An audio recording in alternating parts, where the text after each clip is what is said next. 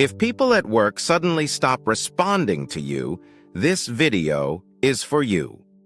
If your emails go unanswered, your input is ignored in meetings, or you feel quietly excluded, this is not something to brush off.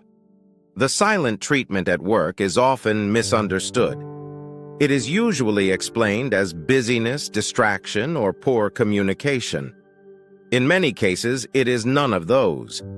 It is a behavioral pattern, and sometimes it is a form of control. The silent treatment does not look aggressive. There are no arguments, no raised voices, no direct confrontation. That is exactly why it works. Silence creates uncertainty. When someone stops responding without explanation, your mind starts filling the gaps. You wonder if you did something wrong, if you crossed a line, if you misunderstood your role. This internal questioning is not accidental. The silent treatment shifts attention away from behavior and onto your self-doubt. At work, silence is rarely neutral. Communication is how decisions are made, roles are defined, and authority is expressed. When communication is selectively withdrawn, power shifts. Here is how this pattern usually appears. Your emails are answered later than everyone else's. Your questions are acknowledged but never followed up. You are left out of informal discussions. Nothing is openly hostile, but you are no longer included. This creates a specific psychological effect. You begin to overcompensate. You explain more. You soften your tone. You try harder to be agreeable. Silence trains behavior.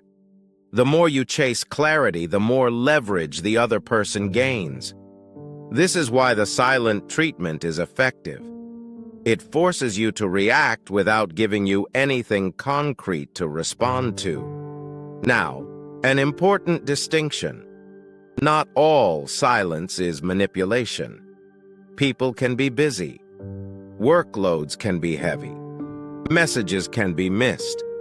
The difference is consistency.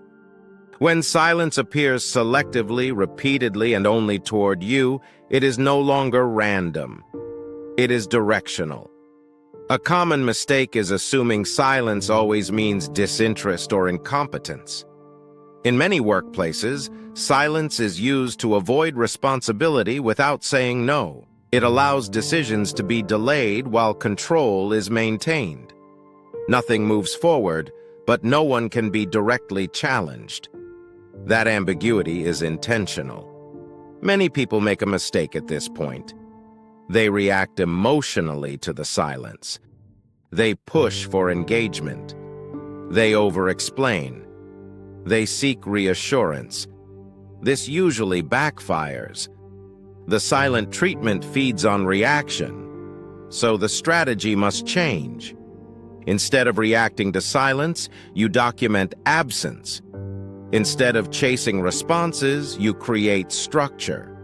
You move communication into visible channels. You summarize decisions in writing. You confirm expectations clearly. You do not accuse. You do not escalate. You make silence visible without naming it. This removes its power. When silence no longer creates confusion, it stops functioning as control. Here is the key takeaway.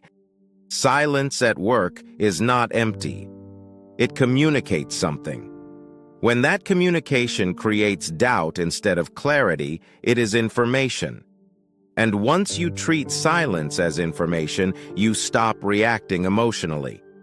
You begin responding strategically.